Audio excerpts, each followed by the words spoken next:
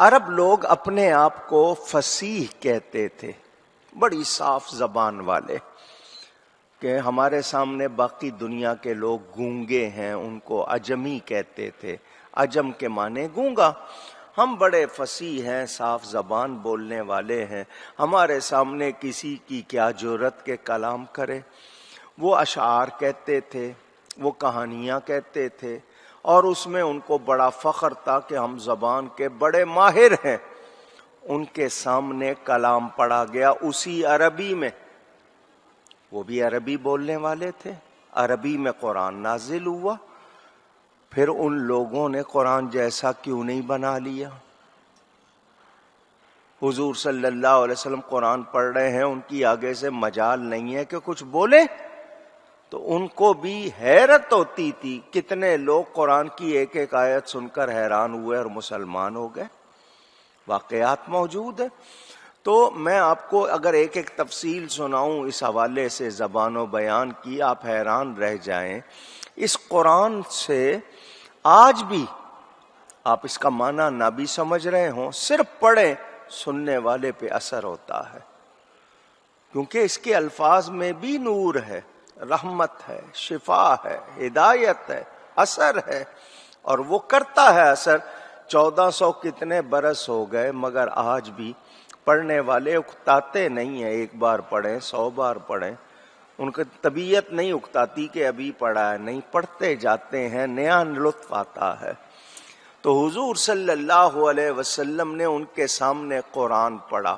حضرت موسیٰ علیہ السلام کے زمانے میں جادو کا زور تھا، لوگوں کو جادو سے بہت دلچسپی تھی۔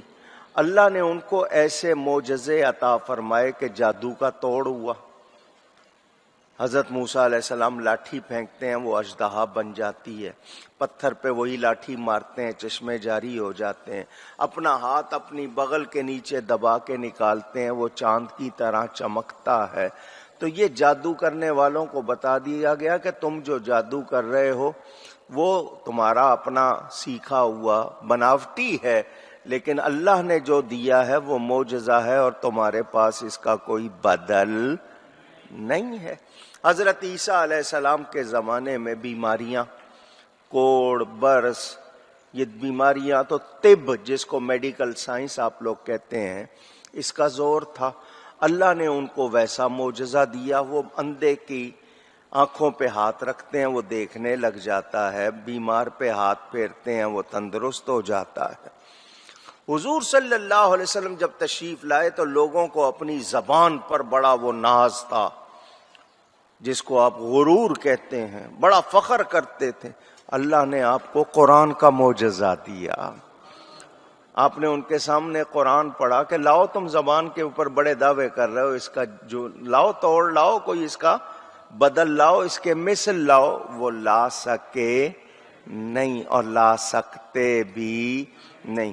تو قرآن اللہ تعالی کا کلام ہے، اور اس پر طعن و تشنیع کرنے والے محض اپنی اندر کی جو ان کی تنگی ہے، خرابی ہے، اس کا اظہار کرتے ہیں۔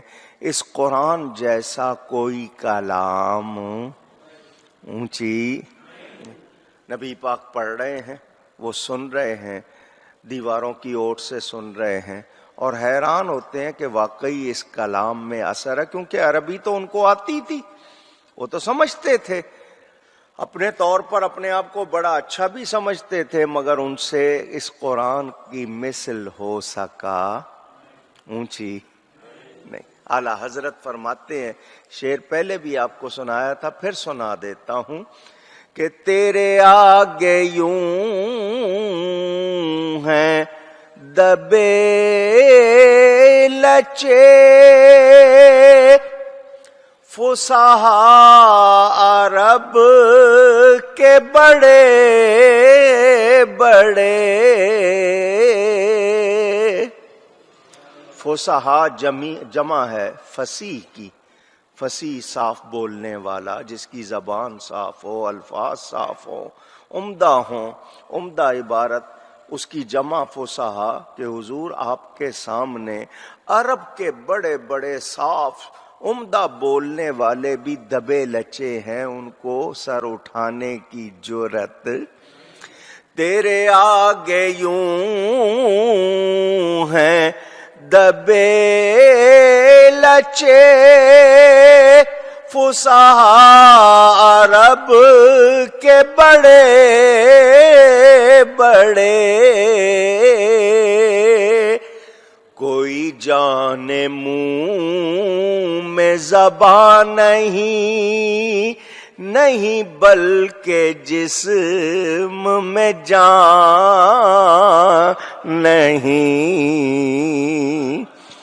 ان کی حالت آپ کے سامنے یہ ہے کہ جیسے منہ میں زبان ہی نہیں ہے۔ ارے زبان ہونا دور کی بات، لگتا ہے جسم میں جان ہی نہیں ہے، آپ کے سامنے کوئی بول سکتا نہیں۔ تو قرآن پڑھا نبی نے ان کے سامنے، ان کی جرت نہیں ہوئی۔ آج اعتراض کرنے والے یا اس وقت جنہوں نے یہ کہا اکٹھا کیوں نہیں اترا، یہ کوئی اعتراض ہے؟ کیا ہے یہ؟ محض ہٹ درمی کہ اکٹھا کیوں نہیں اترا؟ پڑھو تو صحیح، تمہیں پتا چلے کہ اس میں کیا کیا ہے۔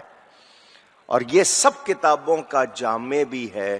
حضور صلی اللہ علیہ وآلہ وسلم کو اللہ نے یہ معجزہ عطا فرمایا جس نے آج تک پوری دنیا کو عاجز کیا ہوا ہے۔ تو کافروں کے اعتراض کی کوئی حقیقت نہیں، ایک بات۔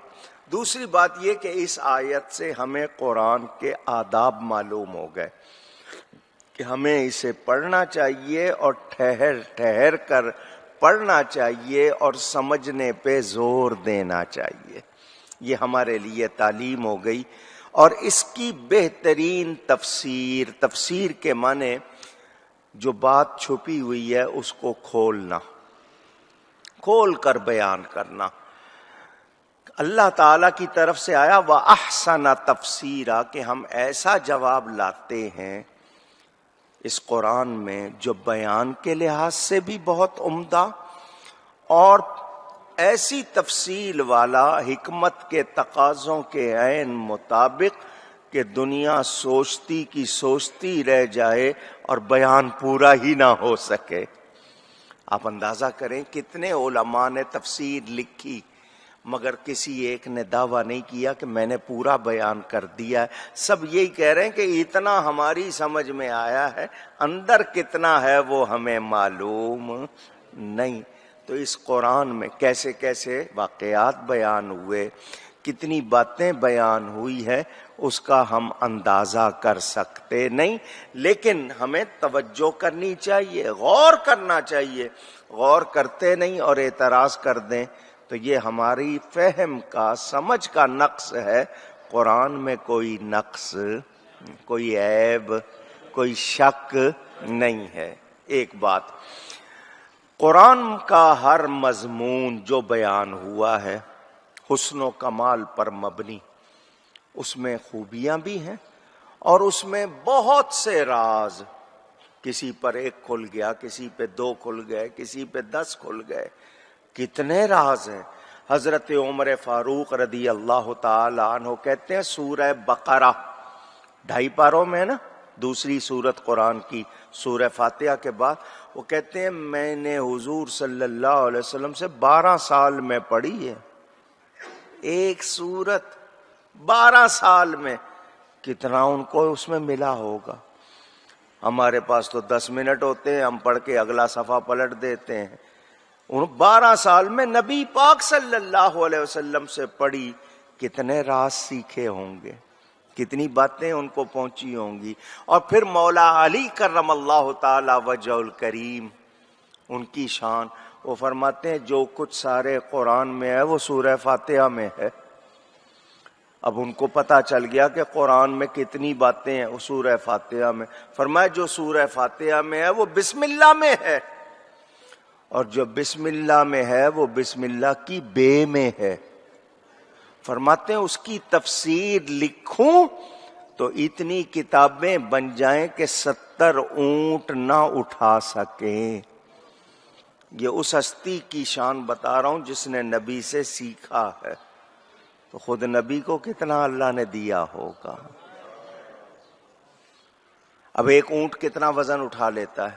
آپ اندازہ کریں 70 اونٹ، اتنی کتابیں بن جائیں، یہ حضرت علی کا فرمان، تو پھر نبی کی کتنی شان ہوگی، آپ اس سے اندازہ کر سکتے ہیں۔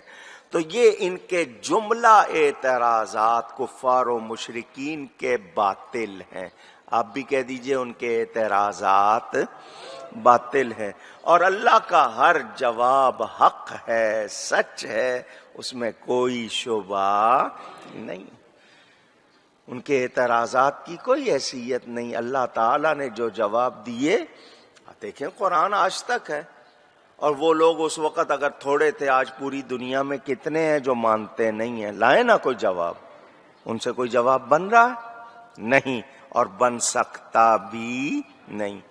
تو یہ لوگ صرف اعتراض کرنے والے، تو آج مجھے اور آپ کو قرآن پڑھنا چاہیے، قرآن کو سمجھنا چاہیے، قرآن پڑھنا بھی ہے، قرآن آواز۔ اب میں یہاں پر یہ درس بیان کر رہا ہوں، یہ قرآن کا درس ہر جمعے یہاں ہوتا ہے۔ والد صاحب قبلہ رحمت اللہ علیہ جب کراچی آئے تھے، انہوں نے شروع کیا سورہ فاتحہ سے، 9 پارے انہوں نے بیان کیے تھے 27 سال میں، ان کا وصال ہو گیا۔ جس آیت سے انہوں نے چھوڑا وہاں سے بیان کرتے ہوئے مجھے 35 سال ہو گئے، اور ابھی 10 پارے مکمل نہیں ہوئے ہیں۔ تو ایک ایک لفظ پر اگر ہم جائیں، کتنی باتیں، تو سمجھنا ہے، اس کو غور کرنا ہے، اور سمجھنے کے بعد اس پر عمل کرنا ہے۔ تو اس قرآن کو اہمیت دینی چاہیے، یہ اللہ کا کلام ہے، اور یہ اس کا حق ہے، قیامت کے قریب یہ اٹھا لیا جائے گا، پھر اس کو نہیں پاؤ گے۔ تو جو موقع ملا، روز تھوڑا سا 10 منٹ 15 منٹ قرآن پڑھیں، فائدہ ہوگا۔ ایک آیت کو ہی روز سمجھنے لگ جائیں، فائدہ ہوگا، مگر ہم توجہ نہیں کرتے۔ جب تک قوم وابستہ رہی قرآن سے، عزت ملتی رہی، شان ملتی رہی۔ ہم نے قرآن سے تعلق کمزور کر لیا، ہم خود کمزور ہو گئے۔ ہماری جو حالت ہے وہ آپ کے سامنے۔ میرے دوستوں اور بزرگوں، مشرکین عرب کے رہنے والے مشرک لوگ حضور صلی اللہ علیہ وآلہ وسلم پر طرح طرح کے اعتراض کرتے رہتے تھے، جواب اللہ تعالی دیتا تھا، اور ایسے جواب دیتا تھا ان کو کہ ان کو پتہ چل جائے کہ یہ میرا نبی ہے، اس کے بارے میں غلط بات کرنے والوں تمہاری عقل فہم، حالانکہ وہ سوچیں بنایا ان کو بھی اللہ نے ہے، مگر اللہ پہلے فرماتا ہے کہ ہم نے ہر نبی کے دشمن بنائے تھے، مگر مجرم لوگ، اچھے لوگ کبھی نبی کے دشمن نہیں ہوتے۔ جو ہوں گے وہ کون ہوں گے؟ مجرم ہوں گے، برے ہوں گے۔ تو ہمیں یہ باتیں قرآن سکھا رہا ہے۔ اب ہم نے پہلوں کے حال بھی پڑھے، پہلی قوموں نے کیا کیا، نبیوں پر اعتراض کیا، ان پر جو کلام نازل ہوئے ان پر اعتراض کیا، نتیجہ کیا نکلا؟ تباہ ہوئے، برباد ہوئے۔ ان کو آج تک توفیق نہیں کہ وہ ہدایت لے لیں، ان کو بلایا جاتا ہے مگر موریں لگ گئیں، ان پہ اثر ہی نہیں ہوتا۔ آپ بھی دیکھ لیتے ہیں، جب کسی کا دماغ بالکل پلٹ جائے، آپ لاکھ کہیں اس کو سمجھ آتا، آپ کہتے ہیں جی مور لگ گئی ہے، نہیں سمجھ سکتا۔ تو یہی حال ان کا ہوا۔ تو ہمیں اللہ نے ہدایت پر رکھا ہے تو ہمیں شکر کرنا چاہیے، غور کرنا چاہیے قرآن میں، اور اس پر عمل کرنا چاہیے۔ وہ وقت نہ آ جائے کہ مہر لگ جائے اور پھر اثر ہی نہ ہو، ایسے وقت سے ڈرنا چاہیے۔